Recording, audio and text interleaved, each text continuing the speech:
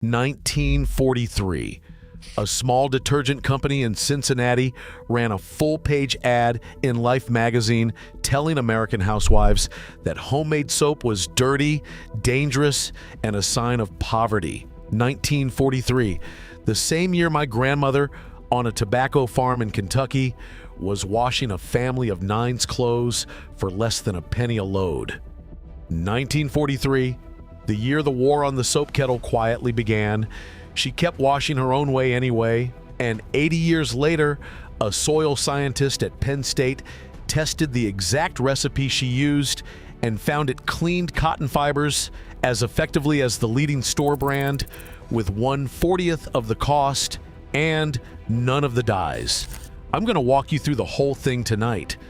The bar she shaved, the washing soda she made on her own stove from a box of baking soda, the Borax mine in California they tried to shut down twice, and the #1 ingredient she added at the very end, the one almost nobody remembers, that made a 5-gallon bucket last her family a full calendar year. These recipes weren't abandoned because they stopped working. They were abandoned because somebody made a fortune teaching us to be ashamed of them. The grandparents built a country on a nickel and a kettle, and we let them erase it in 2 generations. If you want this knowledge back where it belongs, hit subscribe before we start, because the rest of this list is the inheritance they tried to bury. Let's begin. Number 7. The bar of soap on the windowsill. Your grandmother kept 1 bar of plain soap on the kitchen windowsill, hard as a brick, and that bar was the foundation of every load of laundry she ever washed. Fels naphtha, octagon, zote, if she lived near the border. A nickel a bar in 1932, $1.97 today at any hardware store in America. Here's what she did. She would take a paring knife and shave 1/3 of that bar into curls, fine as ribbon. Drop it in a pot with 6 cups of hot tap water, set it on low heat, and stir until it melted clear.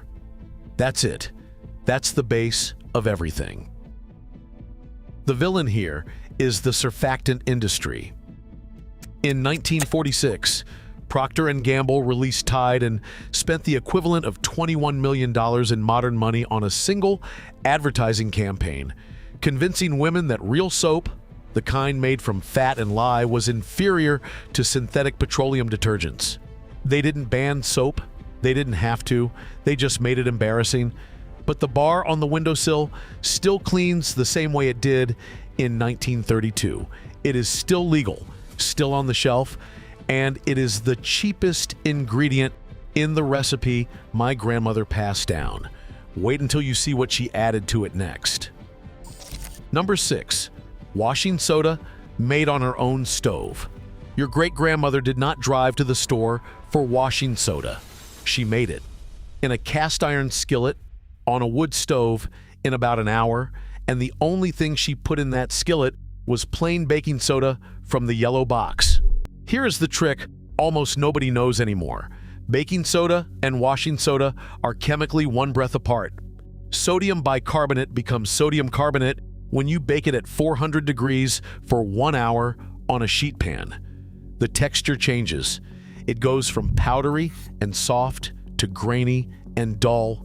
That's how she knew it was done. Cornell University's chemistry extension confirmed the conversion in a teaching document from 1998, and the conversion rate is over 96%. That one change turns a 50-cent box of baking soda into a pound of laundry booster that lifts grease, softens hard water, and kills odors in work clothes. A pound of commercial washing soda costs you about $4.50 in most grocery stores. She made it for 50 cents on her own stove. The villain here is convenience packaging. The grocery industry figured out somewhere in the 1960s that if they sold you 2 different boxes for 2 different jobs, you'd buy both. So they stopped telling you they were the same molecule with a different temperature. Therefore, the knowledge died on the back of the box. It still works. Your oven still hits 400 degrees. And what comes next is where the recipe gets serious. Number 5. Borax from the desert. Your grandfather knew the name 20 Mule Team before he knew the name of the president. Borax.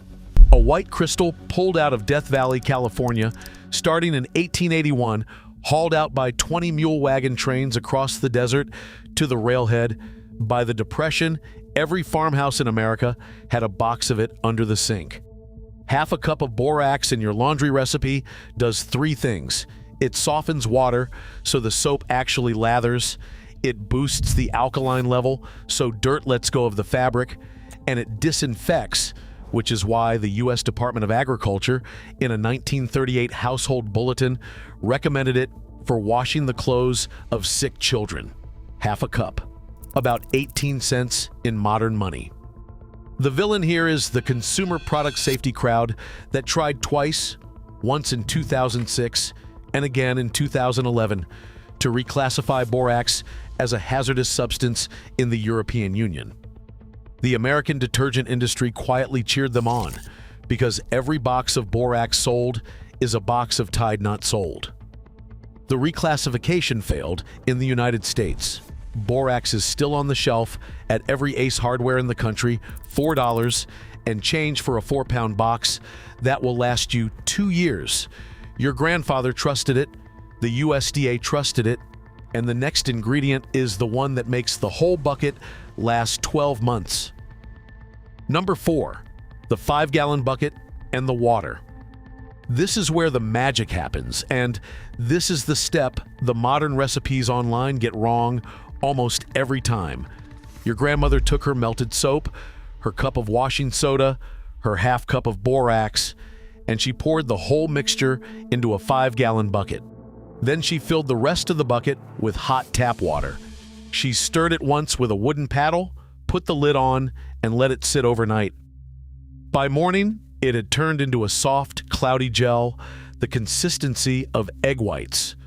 5 gallons of it, 640 ounces, at a half cup per load. That is 256 loads of laundry. If your family runs 5 loads a week, that is 1 bucket for a full calendar year. The total cost in today's money, broken down honestly: 1/3 of a bar of soap, 65 cents. 1 cup of homemade washing soda, 12 cents. Half a cup of borax, 18 cents. Water, free from the tap. Total, 95 cents for a year of laundry detergent for an entire household. The villain here is the per-load pricing model that the detergent industry pioneered in the 1970s. They taught you to think in scoops and pods, not in buckets. Therefore, the bucket disappeared from American basements. But the bucket still works. The math still works. And the next number is for the people who think this only applies to folks with a farmhouse and a mud porch. Number 3, the apartment version. No basement required.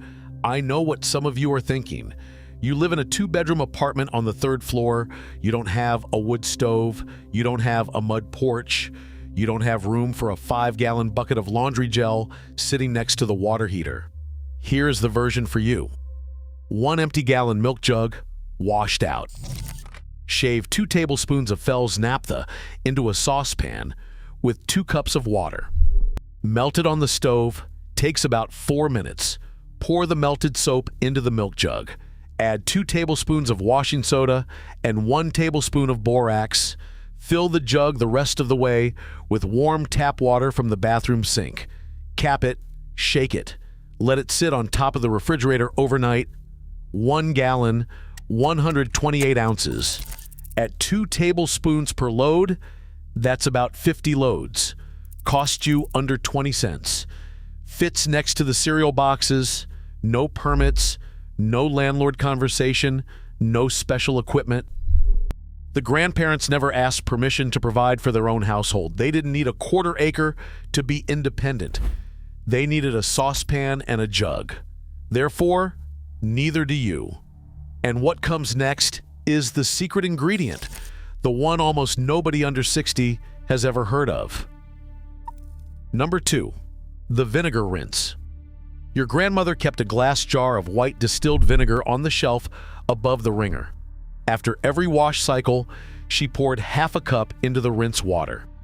Every single load. For 60 years, and nobody ever taught me why until I read it in a 1941 home economics manual from Auburn University's Extension Service. Here is why it matters. Homemade soap leaves a faint alkaline residue on fabric. Over time, that residue makes whites yellow and towels stiff. Half a cup of white vinegar in the rinse neutralizes the alkaline pH instantly. The clothes come out softer than any commercial fabric softener can make them. The colors stay brighter, and the smell of vinegar rinses out completely in the spin cycle. You will not smell it, you will only feel the difference.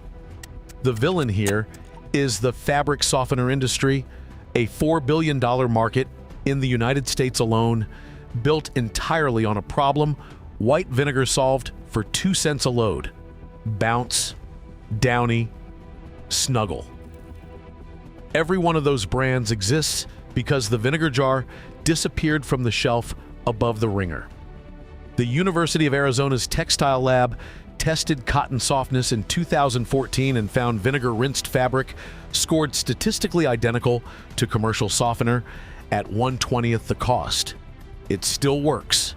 The jar is still on the grocery shelf, $2.49 for a gallon that will last you 3 months. And now we come to the one that ties it all together. Number 1. The kettle itself. This is not really a recipe. This is the whole reason the recipe existed in the first place. The kettle on your grandmother's stove was the symbol of a household that produced what it needed instead of buying it. Soap in the kettle, stock in the kettle, apple butter in the kettle, laundry gel in the kettle. The same iron pot did all of it, and the woman standing in front of it answered to nobody, owed nobody, and depended on nobody for the cleanliness of her family's clothes. Every number on this list maps to a piece of that freedom. The bar of soap, the freedom from the surfactant industry, the homemade washing soda, freedom from the packaging racket, the borax, freedom from the regulators who tried to take it, the 5-gallon bucket, freedom from the per-load pricing model, the apartment jug, freedom from the lie that you need land to be independent, the vinegar rinse, freedom from a $4 billion industry built on a 2-cent problem. That is what they took from us when they convinced our mothers that homemade was shameful, not just the recipe.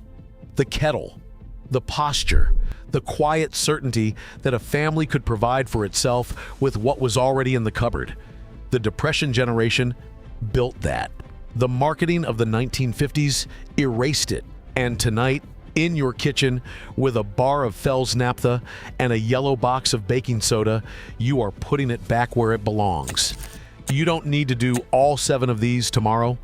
Pick one, just one, shave the bar of soap, bake the baking soda into washing soda, or pour half a cup of white vinegar into your next rinse cycle and feel the towels in the morning. Start there. The rest will follow on its own, the way it did for them. Now tell me in the comments, did your grandmother keep a bar of Fell's naphtha on the windowsill? Did your great-grandmother have a vinegar jar above the wringer?